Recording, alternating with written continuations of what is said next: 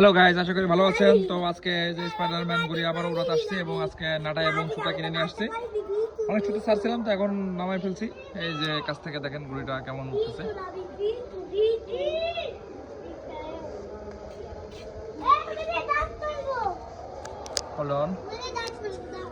এই সুন্দর মতো উঠতেছে।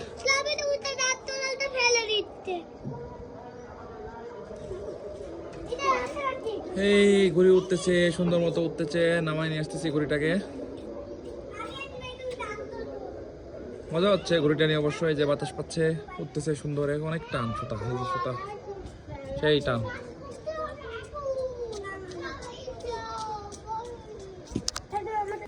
এই যে স্পাইডারম্যান ঘুড়িকে নামাই ফেললাম। আসলে এটা অনেক বিশাল আকৃতির। এই যে